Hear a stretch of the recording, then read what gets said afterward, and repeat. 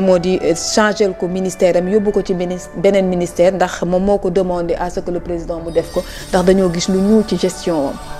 La communication du PM n'a pas été bien préparée. Le président de Pastef parce que meetingu Pastef la et il est en congé. jàpp naa ne li taxoon manifestation le 8 bi di am dafa soppeeku ci diggante bi moo tax communication bi waajaluñ ko parce que le fait de dire benn ministre boo xamante ni si dañu njort ni fi mu nekkoon dafa am luubal yu mu fa def mais yow chef du gouvernement. bu amee doo ko toxal da nga koy dàq. moo ma jaaxal nag. que ñu koy changer place. et doo ko toxal da nga koy dàq et ba pare le chef du gouvernement vigilance am ci ñi nga xam ne ñoom la yilif ak contrôle bi ci war a am ak liggéey bi ci war a am ak ni nga xamante ni noonu la ñu waxee ni actuellement à l'heure actuelle ni ñu waxee ni tout est centralisé à la primature maanaam marché yu baree bari décision yu baree bari il faut que primature valide ko pour mu am bu dee loolu am na il sera très difficile que loolu mu am ci secteur boobu. bu dee loolu loo am la. il sera très difficile que loolu mu am ci secteur boobu da ngay jàpp ni donc c'est la communication bi taxoon na jóg manifestation bi moo soppiku ci diggante bi. ba tax waajaluñ communication bi parce que d'après li nga xamante ne moom la ñu am comme ay xibaar ci li nga xam ne moom le premier ministre wax c'est des attaques. ce n'est pas un message boo xam ni yaa ngi ko basé woon ci état. sa parti. ak les aventures. nga ni dafa am avant le 8. pendant le 8 ak après le 8. avant le 8 dara am.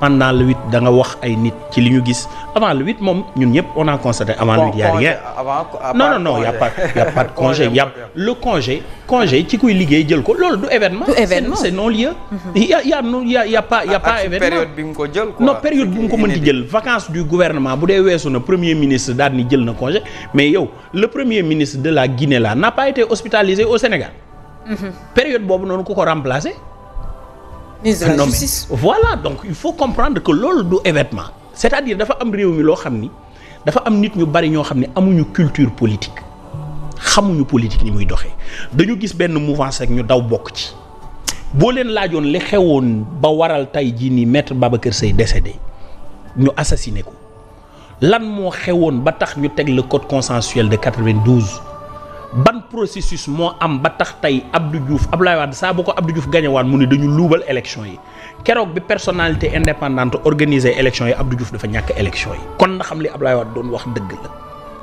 ñu continuer ce processus ba tax Abdoulaye Wade tamit 2012 mu dindi élection yi ci Ousmane Ngom jox ko benn personnalité neutre mu organiser ko Wade ñàkk pouvoir bi joxe pouvoir bi lan moo tax Macky Sall demaat daal di lan moo xew ci diggante bi ba waral Macky Sall daal di jëli ji nu mu tuddati Cissé le ministre là de Dagana. Makhtar Cissé ancien ministre jox ko mu gérer les élections. ñu amnistier génn battre campagne tey wut ko dafa am ñoo xam ne amuñu culture politique xamuñu li xewoon topp nu ko chronologiquement ils ne peuvent pas revenir sur les faits et les contextes ba tax. bu mbir xewee analyse bu superficielle la ñuy am et je demande au président de la République comme l'avait dit Djiboka yàlla na ko yàlla dolli yërmande de dire au président Diomaye Faye de ne pas surfer mais de plonger quand tu plonges un président qui plonge dans la gestion étatique manifestation du ko ébranler mbooloo mu génn ci mbedd mi un peu partout du ko ébranler souci bi muy am rek mooy comment faire pour que la population puisse avoir une vie beaucoup plus apaisée. Ce n'est pas les guéguerres politiques. Alors pour revenir ci li nga xamante ni si moom le président de Pastef wax li ñu njort ci ay rapportu IGE bu dee 2 milliards yi mu wax ñu koy njort te déggoon ko ci ginnaaw ñëpp déggoon nañ ko ñu ko doon waxal boobu kooku amagul woon ndomba tànk dafa àndoon ak ñoom bu dee ki ñuy njort te fa mu jiite woon ñu tas ko am na kun ko doon waxal. boobu joxagun ko woon ndomba tànk xanaa xamu ko woon segem ñi woon ci biti xamoon nanu ko donc wax yi ñuy wax c'est de manière ramassée moo tax ngay xam ne la communication n'a pas été bien préparée la communication bi ñu waajaloon pour le 8 du bii am na lu changé ci diggante bi. ba tax waajalaatuñ communication bi ñu ñëw ci déballage. xam nga boo nee rapport IGE rek yaa ngi. non violé na secret bi.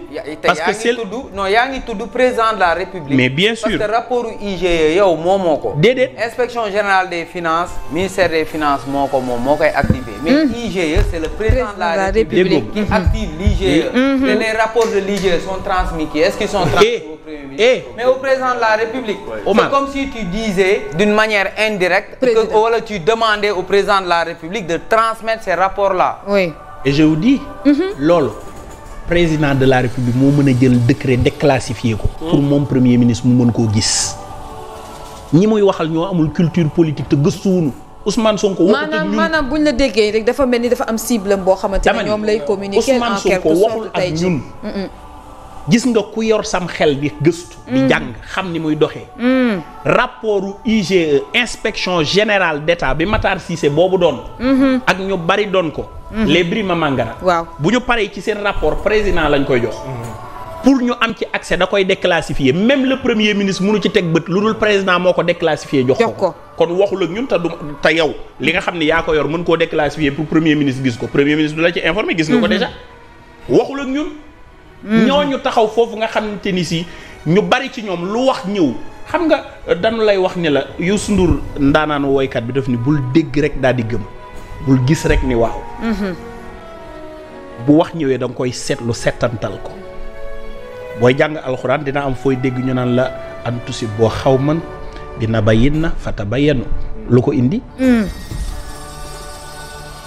bu dee aaya bi dama ci juum ustaas yi gàgganti ma sayib ela lan moo waral ñuy wax loolu ngir bu la xibaar dikkalee nga saytu ko segam sunu borom bu demee bay wax loolu mooy bu yàlla ne yaa ayyuhal naas nit ñi lay waxal bu ni yaawulal ba borom xam-xam yi lay waxal bu ci tegee ni wasaahiru fil amri dee leen diisoo ba pare teg ci aaya bi ni xibaar bu la dikkalee na nga ko gëstu kon way gëm yi am na lu ñu leen digal kon Ousmane Sonko wax lu ñun parce que ñun xam nañ ni rapport IGE président lañ koy jox président de la République moo koy déclassifier pour moom premier ministre mu mën koo gis kon moom du informer président ci li ci loxoom donc loolu da ngay jàpp ni c'est la communication qui n'a pas été bien préparée te engagement bi am na manifestation bi jug na ñin ñu ngi ñëw donc il faut nga am message boo leen délivrer et les magistrats mais tagg nañ fi juge Sabassi Faye c'est un magistrat non. fi mbir yi gën a métti. tagg nañ fi keneen ak keneen. il ne faut pas ñu jël les magistrats di def vendique ci ñoom. ils sont tellement nobles ak métier bi nga xam ne moom la ñuy exercer les magistrats même ba ci les procureurs yi nga xam ne ñooy les maîtres de poursuite yi lay topp. coono gi ñuy àndal ci liggéey di la topp ak di wut ay firnde. il ne faut pas ñuy dal ci kaw cette justice. parce que justice bi la balance aussi équilibrée qu'elle est mais elle maintient notre stabilité parce que justice bu amul ci réew moomu day pëccëxoo te magistrat yi ñu am wax dëgg fa yàlla mun ku ñëw au pouvoir nga ànd ak ñoom ak nga ñàkk ànd ak ñoom mais magistrat yi ñu ngi def seen liggéey mais regarde le conseil constitutionnel Macky Sall du moo leen fi teg yokkulu leen seen mandat. mais Macky Sall bi mu nee dafay pousse élection yi ba 15 décembre conseil constitutionnel dañu ko déedéet dañuy dem élection. mais justice bi tournewul autour de la personne de Ousmane Sonko. La justice sénégalaise ne tourne pas autour de la personne de Ousmane Sonko. moom jàpp na ne la justice les magistrats.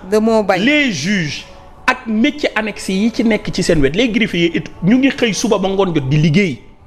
le ministre Ousmane Diagne di liggéey xam nga dinaa ñëw sax ci ministre bi foofu ñu ngi wër di liggéey amul benn jafe-jafe bu ci am mais ce qu'on a vu au Sénégal ci nguur gi ci ñu ñuy doxalee dafa doy waar naka ngay tabbee sa ministre de la justice yow mii nga yilif sa ay député ministre de la justice ñëw à l'Assemblée nationale taxaw ñu koy wax lu nekk ba mu ni man mënuma def pression ci les magistrats de siège je vais voir mes collègues ñu jékki-jékki ñu ni réaménagement dafa am ñu dindi ministre de la justice boobu te ce ministre de la justice a fait presque 30 ans de parquetier 30 ans de carrière de procureur. Très digne.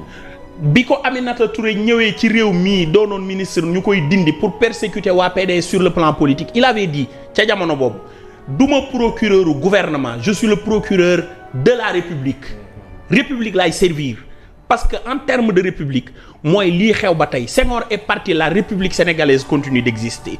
Diouf est parti, la République sénégalaise continue d'exister. Abdoulaye Wade, le grand monsieur, le grand démocrate, est parti, la République continue d'exister. Macky Sall est parti, la République continue d'exister. Il a dit que je suis le procureur de la République. Nga jël ko sénégalais yi tàccu mu doon le ministre de la justice nga toog yow premier ministre di accuser ay nit mu ni il faut tenir compte de la présomption d'innocence mais loolu la jàng loolu la pratique.